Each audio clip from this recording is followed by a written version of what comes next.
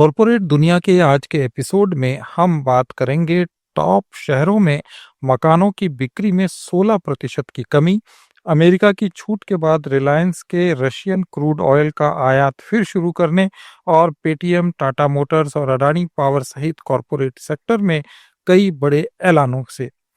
शुरू करते हैं सरकार के टैक्स सिस्टम को आसान बनाने के प्रयासों से।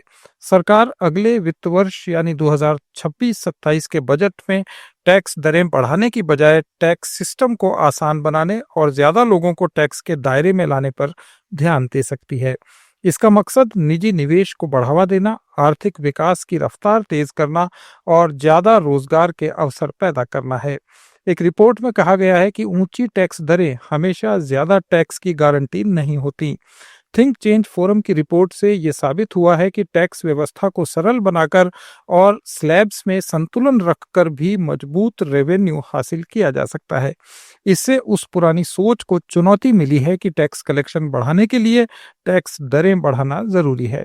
रिपोर्ट में कहा गया है कि अगले बजट में सरकार जो फैसले लेगी वो तय करेंगे कि भारत की टैक्स प्रणाली लंबे समय तक आर्थिक विकास को बढ़ावा देगी या फिर विकास की रफ्तार को धीमा करेगी। रिपोर्ट में यह भी कहा गया है कि तस्करी, अवैध बिजनेस और समानांतर इकोनॉमी पर सख्त कार्रवाई जरूरी है। खास बात यह है कि देश की करीब 140 करोड़ की आबादी में सिर्फ 2.5 से 3 करोड़ लोग ही प्रभावी रूप से टैक्स देते हैं।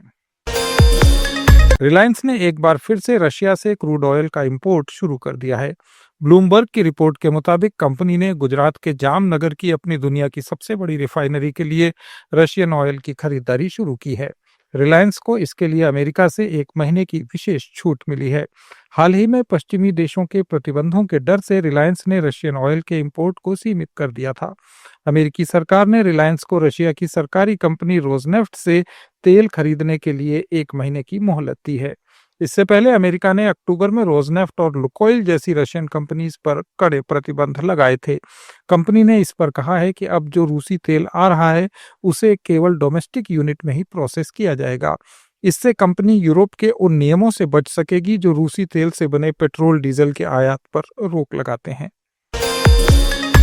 भारत की टॉप 9 सिटीज में मकानों की बिक्री की मांग में कमी और आवासीय संपत्तियों की नई पेशकश में गिरावट के कारण अक्टूबर से दिसंबर के क्वार्टर में 16% की कमी आई और 98,019 यूनिट्स रहने का अनुमान है। प्रॉपिक्विटी के मुताबिक ये जुलाई से सितंबर के क्वार्टर के बाद दर्ज की गई तिमाही आधार पर सबसे कम बिक्री है। इन शहरों में मकानों की बिक्री 2025 के चौथे क्वार्टर में घटकर 98,000 रह गई है। भारतीय एंटरप्राइजेस और वार्बर पिंक्स ने वॉशिंग मशीन और रेफ्रिजरेटर जैसे कंज्यूमर इलेक्ट्रॉनिक्स गुड्स बनाने वाले हायर इंडिया में $2 अरब यानी करीब 17,955 करोड़ रुपए में इसका 49% हिस्सा खरीदने की घोषणा की। दोनों कंपनियों ने कहा कि वे हायर इंडिया में स्ट्रेटेजिक इन्वेस्टमेंट कर रही हैं। इसका मैनेजमेंट कंट्रोल अभी चाइनीज ग्रुप के पास ही रहेगा। हालांकि उन्होंने एक्वायर करने की कीमत का खुलासा नहीं किया। चाइना का हायर ग्रुप हायर इंडिया में 49% हिस्सेदारी बरकरार रखेगा। शेष हिस्सा हायर इंडिया की मैनेजमेंट टीम के पास रहेगा। उपभोक्ता मामलों के मंत्रालय को इंडिगो के टिकट कैंसिल होने से संबंधित 100 शिकायतें मिली हैं। इन्हें विमानन नियामक को भेज दिया गया है। उपभोक्ता मामलों की सचिव निधि खरे ने कहा कि टिकट रद्द होने, रिफंड और मुआवजे से संबंधित ये कंप्लेंट्स राष्ट्रीय कंज्यूमर हेल्पलाइन पर प्राप्त हुई थीं। इन्हें सरकार के मंच एयर सेवा को भेजा गया है। भारतीय रेलवे वित्त निगम ने dedicated freight corridor corporation of India को वर्ल्ड बैंक से लिए गए विदेशी मुद्रा ऋण के रीफाइनेंस के लिए 9,821 करोड़ रुपए का लोन दिया है। वर्ल्ड बैंक से लिया गया ये ऋण पूर्वी डेडिकेटेड फ्रेट कॉरिडोर परियोजना के लिए था। अडानी पावर ने 2031-32 तक स्थापित क्षमता लक्ष्य को बढ़ाकर 41.87 गीगावाट कर दिया है। इस पर करीब 2 लाख करोड़ रुपए का निवेश करने की उम्मीद है। ये भारत के थर्मल ऊर्जा उद्योग में प्राइवेट सेक्टर की सबसे बड़ी योजनाओं में से एक है। एचडीएफसी बैंक ने 2024-25 में सीएसआर इनिशिएटिव्स पर 1,068 करोड़ रुपए खर्च किए हैं। ये 2023-24 की तुलना में 123 करोड़ रुपए ज्यादा है। बैंक की रिपोर्ट के अनुसार 31 मार्च तक बैंक ने CSR में कुल मिलाकर 6,176 करोड़ रुपए का इन्वेस्टमेंट किया। इसमें 28 राज्यों और 8 यूनियन टेरिटरीज में 10 करोड़ 56 लाख लोगों तक अलग अलग तरह की सुविधाएं पहुंचाई गईं। देश में डिजिटल लोन से जुड़ी गतिविधियों में तेजी आ रही है। होम क्रेडिट इंडिया की रिपोर्ट के मुताबिक जेनजी, मिलेनियल्स, महिलाएं और छोटे शहर डिजिटल कर्ज क्रांति का नेतृत्व कर रहे हैं। रिपोर्ट के मुताबिक लोगों ने 2025 में स्मार्टफोन और घरेलू उपकरण खरीदने के लिए सबसे ज्यादा लोन लिया। ऑटो लोन में भी 6% की तेजी रही। Tata Motors passenger vehicles premium उत्पाद श्रृंखला अविन्या सहित 5 नए इलेक्ट्रिक व्हीकल्स मॉडल लॉन्च करेगी। बढ़ते ईवी सेगमेंट में 45 से 50% बाजार हिस्सा बनाए रखने के मकसद से 2030 तक टाटा 18,000 करोड़ रुपए का इन्वेस्टमेंट करेगी। कंपनी के MD शैलेश चंद्रा ने कहा कि उत्पादों में निवेश के साथ देश भर में 10 लाख से ज्यादा चार्जिंग पॉइंट्स भी बनाए जाएंगे। मर्सिडीज बेंच पर 2008 से 2016 के बीच डीजल व्हीकल्स में एमिशन टेस्ट को धोखा देने वाला सॉफ्टवेयर लगाने का आरोप है। इस मामले के निपटारे के लिए कंपनी ने $149 अरब का भुगतान करने पर सहमति बताई है। आरोप है कि कंपनी ने इन वर्षों के दौरान 2,11,000 से ज्यादा डीजल कारों और वैन्स में ऐसा सॉफ्टवेयर लगाया जो टेस्ट के दौरान एमिशन कंट्रोल को अच्छा दिखाता था।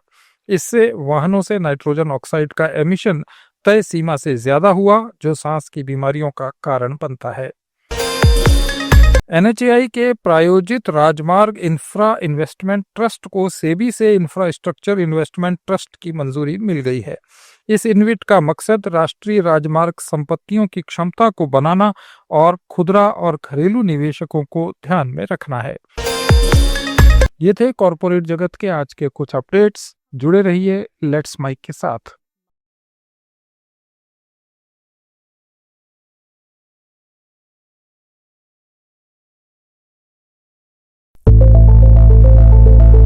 It's time for news.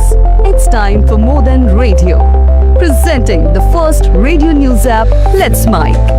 Let's Mic, a news-based app on your phone where you get to watch and listen news, talk shows, interviews, radio show podcasts.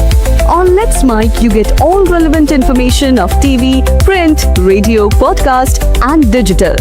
Let's Mic talks about every segment of life.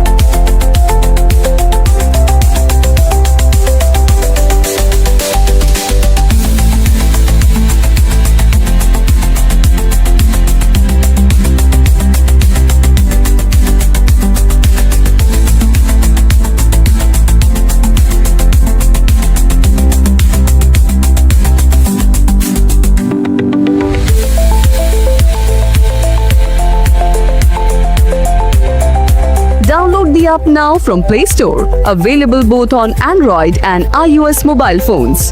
Follow us on YouTube, Instagram, Twitter, LinkedIn, Facebook, Telegram, WhatsApp, Snapchat. Let's talk, let's connect, and let's mic. It's time for news. It's time for more than radio. Presenting the first radio news app, Let's Mic.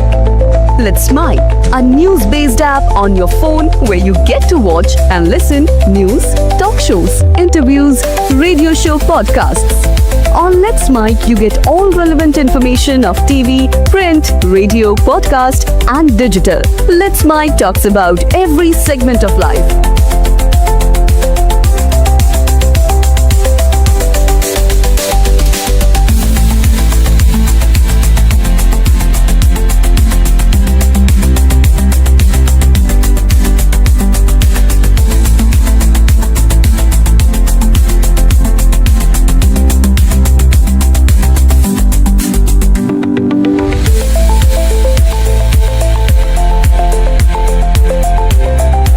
Download the app now from Play Store. Available both on Android and iOS mobile phones. Follow us on YouTube, Instagram, Twitter, LinkedIn, Facebook, Telegram, WhatsApp, Snapchat. Let's talk, let's connect, and let's mic. It's time for news. It's time for more than radio. presenting the first radio news app, Let's Mike. Let's Mike, a news